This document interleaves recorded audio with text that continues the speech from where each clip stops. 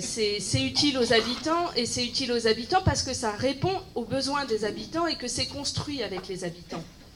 Il y a un réel danger de voir ce département basculer à droite. Qu'est-ce qu'on peut faire, nous, par rapport à ça? C'est aller voir chacun, c'est ce qu'on fait depuis des semaines, mais c'est continuer sur ces 3 dernières semaines, d'en parler, d'expliquer aux gens, de leur montrer ce que sont les politiques départementales, parce que quand même beaucoup vivent avec, mais ne savent pas toujours que c'est le département qui fait ça, que c'est la ville qui fait ça, que voilà. Et puis Monsieur Favier l'a dit tout à l'heure, lors de la séance du Conseil général le 9 février, c'était le vote du budget. La droite a quand même annoncé que eux, ce qu'ils souhaiteraient, c'est une diminution de 50 millions sur le budget de fonctionnement. 50 millions sur le budget de fonctionnement, c'est près de 1500 agents départementaux en moins. C'est des services publics en moins. Ossine l'a dit tout à l'heure. Ce qui fait la force dans le Val-de-Marne, c'est la politique de solidarité qui est mise en place. C'est ce qui fait qu'on vit mieux tous ensemble aujourd'hui.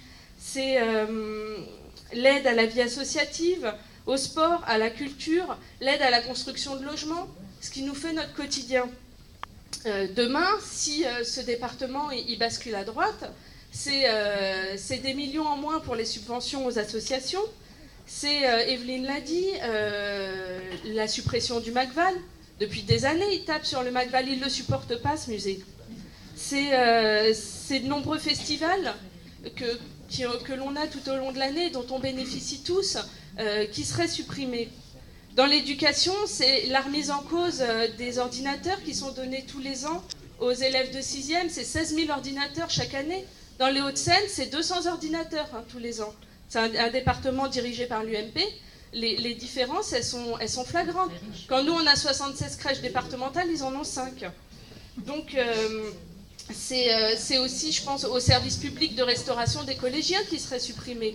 Ce service public qui aujourd'hui s'améliore et qui a été retravaillé grâce à une grande concertation avec l'ensemble des membres de la communauté éducative, avec le projet éducatif départemental.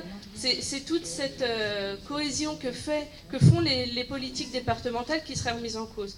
Et ben ça, faut aller voir les gens, faut leur expliquer, et il faut surtout que dans 3 semaines, on soit très très nombreux pour contrer tout ça. Merci Marion. Alors,